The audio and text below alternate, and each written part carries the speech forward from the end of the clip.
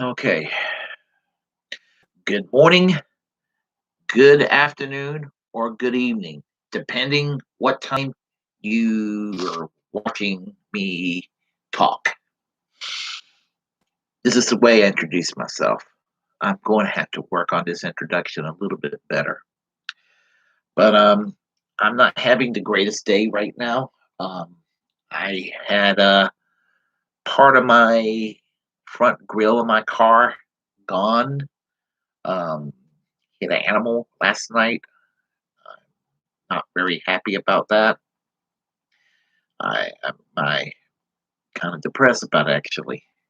Depressed for the dog that just darted out in front of me. But I'm also depressed for my wallet too. I got to get the damn car fixed. So maybe to put my mind off of this, I should talk about some politics. Of course, it's depressing what I got to say. Donald Trump was not only the first president to be impeached twice, he was the first president to be acquitted twice. And I'm not really surprised by the verdict. I mean, the votes just weren't there. I mean, and everybody knew that he was going to be acquitted. I don't. Anybody who thought he was going to be convicted, they were delusional. And the worst thing about it is that that was just like the first acquittal. Um, he was made to look like a victim and a hero at the same time.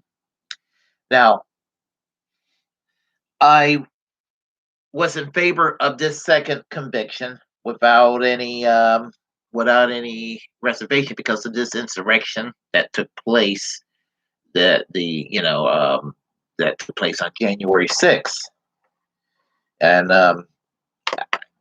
it's debatable whether he did it on purpose or not. But the fact is that he contributed to the atmosphere that led to war.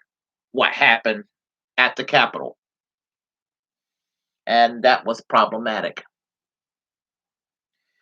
Um, People felt like their lives were in danger because of what happened. And several members of the House and several members of the Senate need to also be kicked out of that chamber for their role in contributing to this insurrection. Now, the impeachment that happened the first impeachment, I was kind of opposed to. Not because I thought he was innocent, not because I thought he was wonderful, far from it. But it seems like congressional Democrats choose to embrace battles they can't possibly win. And instead of they went after Trump for the wrong reason the first time. Um, if you're going to go and impeach him, you should have impeached Donald Trump over the what's called the Foreign Emolument Clause, whereby it is known that Donald Trump personally prospered from the arms sales to Saudi Arabia, whereby the United States is indirectly assisting Saudi Arabia in a genocide in Yemen that's going on right now. And the fact that and that it looks like Joe Biden is going to follow suit and do the same thing. And I would favor Joe Biden also being impeached and removed from office for the same thing. Don't play the partisan crap. I am not a partisan hack. A war criminal is a war criminal. Remember, Joe Biden also voted for the Iraq War. He's a war criminal too.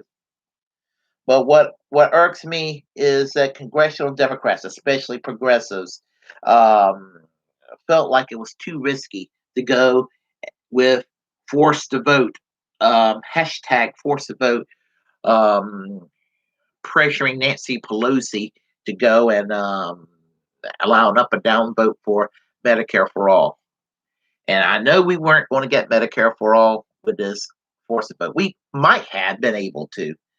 But the thing about it is, you would have probably started seeing protests around the country in favor of Medicare for all.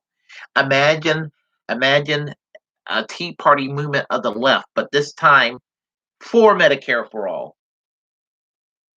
Um, could have pressure our politicians, if not on the federal level, could pressure them on the state level. Have a statewide Medicare for all system. It could have done this and been able to be proactive, but our politicians are too, they're too scared that there will be reprisals against the progressives if they're too bold. Well, AOC, you know what happened to you? Nancy Pelosi found a way to screw you over, taking away your committee assignments. I hope to see the AOC of early 2019 when she did sit-ins at Nancy Pelosi's office. I mean, progressives need to choose their battles. And I know, I mean, the impeachment thing, and let's face it, I don't think Donald Trump is going to win the presidency in 2024 if he runs again. Well, for starters, he'll be too old, and he had COVID. He might even be freaking dead. Once you had COVID, you're not the same afterwards. But to choose your battles, Donald Trump is done for. You got the New York state government that's going to go after Trump for fraud. That's where you get him. Right now he's old news. He's done for as far as being president. In fact, I almost want him to be around to create this Patriot Party to actually divide the Republican votes to make the conservative and the right wing movement in this country politically impotent. I would almost encourage people to leave him alone, to let him do that, because that way the right wing movement can self destruct at that point. But progressives need to choose their battles. To me, Medicare for all, more important than in his impeachment. Stimulus checks. Call me crazy, but I thought that was more important. The minimum wage, $15 an hour. Again, to me, that was more important. Jobs guarantee. Probably one of the easiest things that you can enact right now. Why? Because the Employment Act of 1976 is officially the law of the land. That's the Humphrey Hawkins Act. It's on the law books, folks. That means under the United States law system, all of us Americans are guaranteed a full-time living wage, perhaps unionized job. It's part of the law in this country. And our politicians from both parties disregard that. How about pardoning Julian Assange or pardoning Ed Snowden? That's a hell of a lot more important to me than whether Donald Trump is convicted or not. And here's the thing: Donald Trump killed less people than George W. Bush and Dick Cheney. Look at those bastards. They're walking around as free men. I wish that the left choose their battles, choose it to win. You think that the right hesitates? Freaking no, they don't. So, priorities. Priorities. I mean, just yes, Donald Trump was horrible. Donald Trump was a bad joke.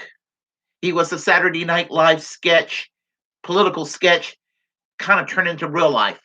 I felt like I was actually living Saturday Night Live for the last couple of years. I actually, frankly, still think I do live Saturday Night Live in real life.